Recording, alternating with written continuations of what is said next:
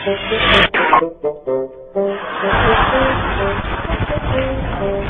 pulis, magtatanong lang po.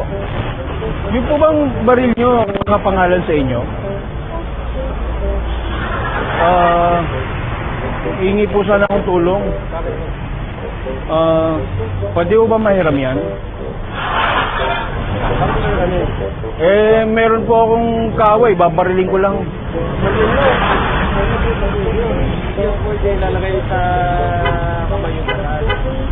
Hindi naman po batas, baril lang kailangan ko. Pwede ko po ba mahiram yan? Ha? Pwede ko po ba mahiram yung baril nyo? Hindi po pwede. Nasa pangalan ko po kasi ito. Pag ginawakan po nyo yun, pwede ko na po kayong kasuhan. Pwede ko na po kayo arestuhin. Meron po akong kaaway, babariling ko lang po. Pwede naman yung kung inagdaanin sa legal. Ba't yung po dadaanin sa ganong paraan? Unang-una ho, criminal liability po yun. Hindi po pa pwedeng... Pag napatay nyo po yun, o kaya hindi nyo napatay nyo, murder po yun. Pwede, kahit sandali lang po.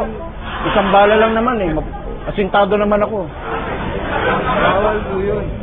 Ang pagsasabi nyo lang sa akin na nang may babariling kayo, pwede ko na po kayo kulong. Alam nyo po ba yun? Ano po bang kaso nun? Ano na po yun?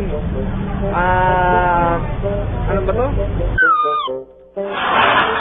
Like criminal liability na po yun. Yung pagsasabi nyo lang po na magpaparil kayo ng tao. Malaman ng tao paparilin nyo, pwede na po kayong kasuhan. Pwede po bang ganito? Halimbawa meron po kayong lason. Hiramin ko din.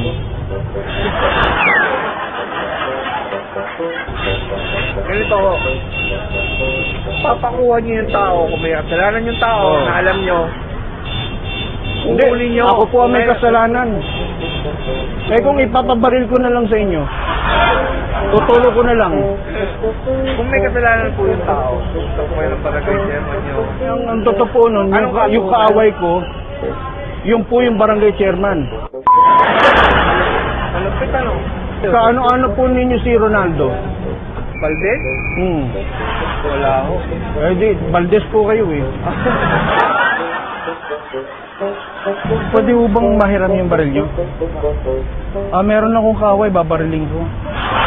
Nagsosoli ho ako ng mga inihiram ko. Martilyo, lagare, baril. Sandali lang, kahit isang bala lang. Asintado naman ako eh. Hindi pag pinahiram mo kayo, para na rin pinag-inting ano? Paano nagtatrabaho? Wala po. Dati po ako security guard. Kaya lang natanggal ako. Kasi nagpahiram ako ng baril eh. Nanonood ba kayo ng Bito Espanias videos? Opo. Nandun po kayo ngayon. Kayari nyo ako. Kayari nyo ako.